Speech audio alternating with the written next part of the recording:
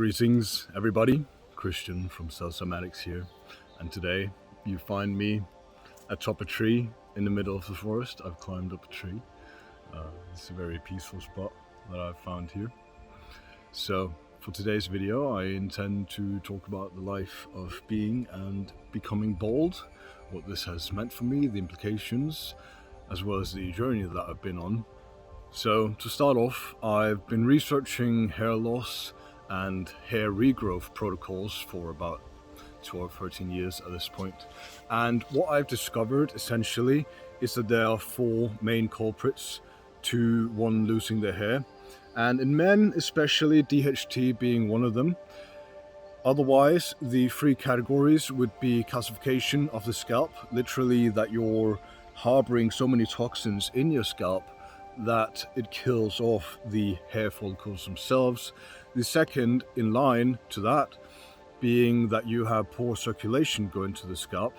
And the third would be a lack of adequate nutrition.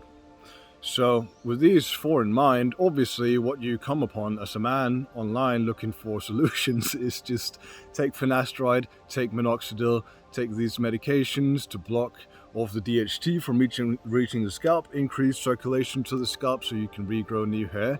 And although the medical route works really well for most people that go on it, the plethora of side effects involved in going this route is also quite staggering.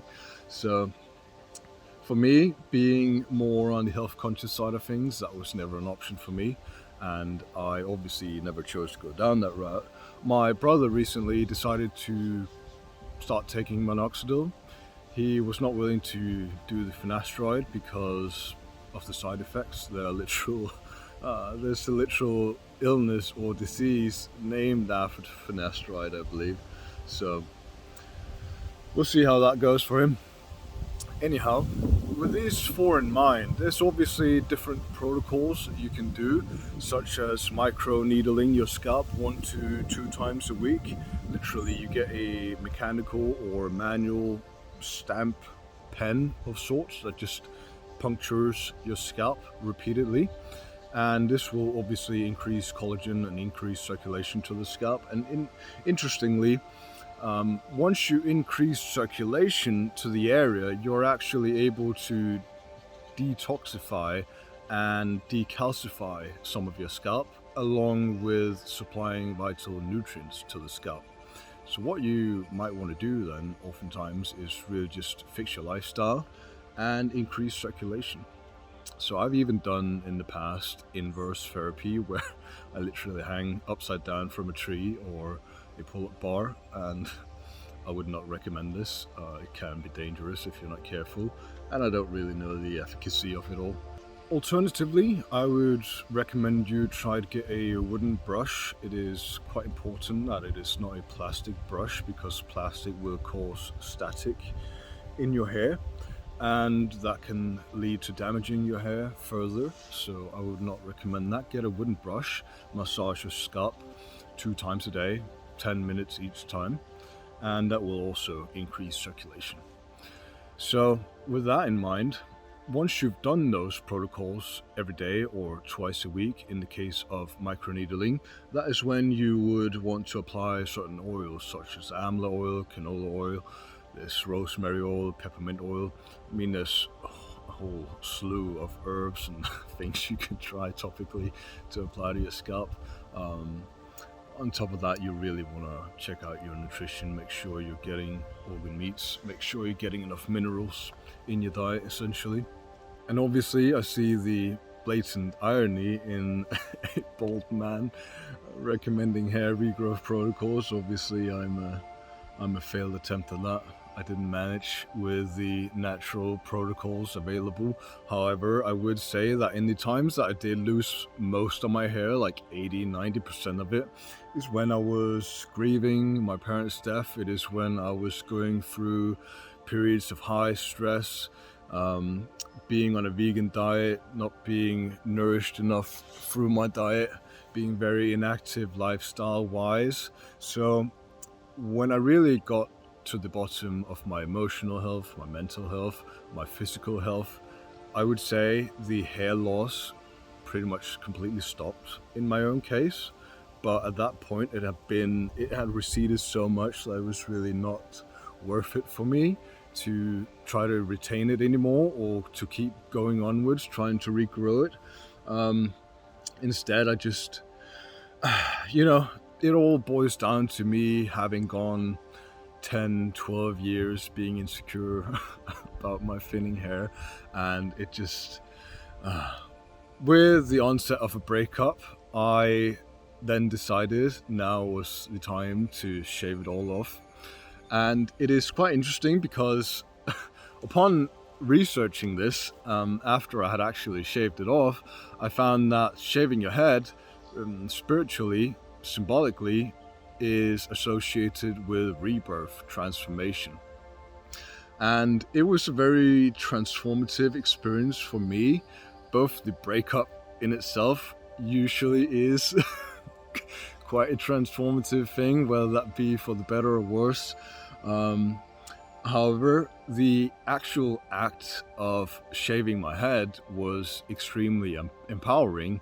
And what I have found following is also that my confidence in myself and my looks, and even my, what shall I say, my interest in taking care of myself has increased dramatically. So I am of the opinion that if you're bald or you decided to trim or shave your head, well, you might as well take it all off. You might as well shave it every day, because in my opinion, I think you look a bit lazy if you leave it for like 3-4 days, letting it grow out and starts to really show that you have a receded hairline and all this. I'm not for that, so I quite religiously shave it every day. And with that comes a lot of self-care. It takes a while. You get to just be with yourself. I get to neatly tidy up my beard every day, do all the edges, and I think that looks-wise, my appearance has improved quite markedly from when I had hair. Obviously, some would disagree, some prefer men with hair and all this, but me removing my hair and taking better care of myself, in turn, has given me this rock solid confidence. So with that, I have honestly stepped into a level of masculinity and being able to rest comfortably in myself, knowing who I am as a man, because I find that it is very much effeminate to obsess so much over your hair, especially as a man. I mean, it's to fixate your confidence or your self-worth on something that can really disappear so rapidly, or that is really so flimsy as hair follicles. Yeah, it's quite shallow. It won't make a man. So that's one reason why you find that monks shave their head, is because it's really not something you want to identify with too much. And I was seriously identified with losing my hair. It's been a major obsession for over a decade, and obviously it has granted me a lot of information, knowledge on hair and hair regrowth, hair protocols, like actually just taking care of your hair and your skin in general. So that has been very useful for me, and I will gladly be sharing all of that information with you on my journey onwards. However, I must also admit that me basing all my attention on this little flimsy thing that really in the end could not be salvaged in my own case, yeah, it has taught me a lot about confidence in general, and just being as you are, accepting what you are, who you are. So if you are someone that is currently experiencing hair loss or hair thinning, I would say fret not. There are loads of options that you can try before you completely give up, like myself. You don't have to embrace failure just yet, but know that if you do, you probably don't look half as bad as you believe that you will with a shaved head. I have found, looking at hundreds of pictures of men with thinning hair, receding hairlines, shaving their head off, that I would say almost all of them, quite literally, look better with a shaved head, sorry. So I have come to find that it is much better to be bald than it is to be balding. So you may really want to consider that if you are already considering your hair progression journey at this point. In the case of hair in general, you will find, especially with the Native Americans or the Indian people, that hair is associated with spirituality. You often see Indians tying the hair up into like buns to channel cosmic energy down into the head. And you see these people having extremely long, very healthy hair. And hair is, in fact, part of your nervous system. So you could say that the hair essentially is just the nerves or the outbranching of your brain. So it's picking up sensory information around you, and you are actually translating that into information. So that is why Native Americans, they would say that if you shave off your head, you will become a really poor hunter, or you will become really poor at like scouting down something, because you will lose that sensory information from the world around you. Whether that be true or not, I cannot say for sure. I do believe there might be something to it. However, I would not say that in my own case that I have experienced any decrease or market change in my spirituality or sensitivity in any sense whatsoever from shaving my head. Not at all. I would say that to a large extent, this has perhaps freed up more energy for me, because I do not need to focus my attention and my energy on how my hair looks anymore. If you're someone that is currently experiencing hair loss or hair thinning, receded hairline, you might recognize going outside into windy or rainy conditions. Some people might just wear a hat to cover it up, and I mean, that's all on you. But I was never that type of guy. So going outside in wind and rain, you're guaranteed that no matter how much you've worked on styling your hair at home, making it look good, you're pretty much guaranteed it'll look horrible within 5 minutes of going outside.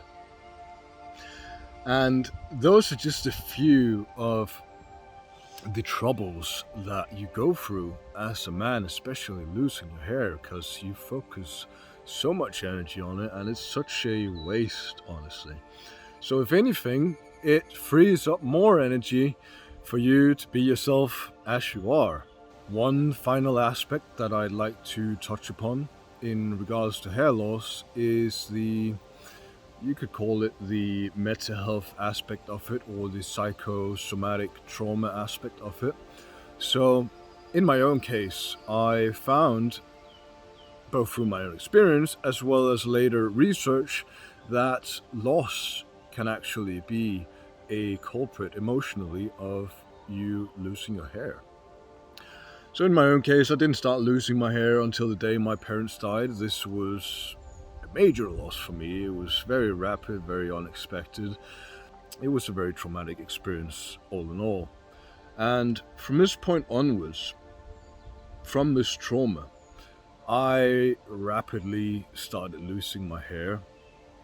It was so bad at certain points that when I was showering, I would just find like clumps of hair in the drain, or like on my hands after I had washed my hair. I tried all sorts of methods, going no shampoo for like 2 years, tried baking soda and apple cider vinegar for 1.5 years. Now for the past many years, I've only washed my face and hair in Rosol clay. I wouldn't want to ever put chemicals, especially not like the 20 list of chemicals that you often find on soap shampoo bottles. I would never want to put that on my face again. And the times that I have done it has always been allergy friendly, neutral, no parabens, no scents, no nothing. And even that is not optimal by any means. If you actually go through the ingredients and look each one up online, you will find some bullshit in there for sure. So I would recommend Rasul clay personally. You can also try just plain water, hot water, rinse off with cold water afterwards. I found that that is really key to retaining the quality of your hair and not letting it dry out, because if you wash your hair in hot water, you will open the actual hair shaft itself. The fibers of the hair will sort of open up all along the shaft, and the cold water will make it close back up. So if you leave these hair fibers open, it will just evaporate hydration liquid from inside the actual hair, and that will dry it out. So if you don't wash your hair in cold water, I would at least recommend you finish your shower with cold water running over your hair. And in general for your skin as well, it is just much better overall. But to return to what I was saying before, if you have lost someone in your life and from that point onwards experienced hair loss, you might want to look into that. You might want to work with that trauma, that emotion, that unresolved burden that you're still carrying around in yourself. It might also simply, perhaps not simply, be the loss of the loving touch that you give yourself. The loss of yourself, the loss of self-care for yourself, letting yourself go. And obviously that ties into the whole lifestyle thing and your nutrition, your circulation, all of this, right? And this obviously ties into the whole lifestyle thing of keeping up with your diet, your circulation for exercise, and perhaps the protocols mentioned at the beginning of this video. So really, if you have taken care of all the different markers that I've given you or explored with you at this point, and you don't experience at least a complete halt of your hair loss, I would suggest for you to look into whether there be some emotional unresolved issues that could be the culprit of this. And if you're unsure, I recommend you search up the psychosomatic trauma model online, see if anything applicable is there for you. And in case you do have some emotional grieving or whatever it can be, issues that underlie this hair loss problem in your life, would either seek out a therapist, work with EFT on your own online if you're able to process that emotion that way. See if you can really reconcile what you have gone through or whom you've lost in your life and make amends with it. Just as you would make amends with your hair loss by embracing the shaving life if it ever comes to that. Those are definitely my 2 cents for this video. And with that, much love to you all. Thank you very much. Christian, out.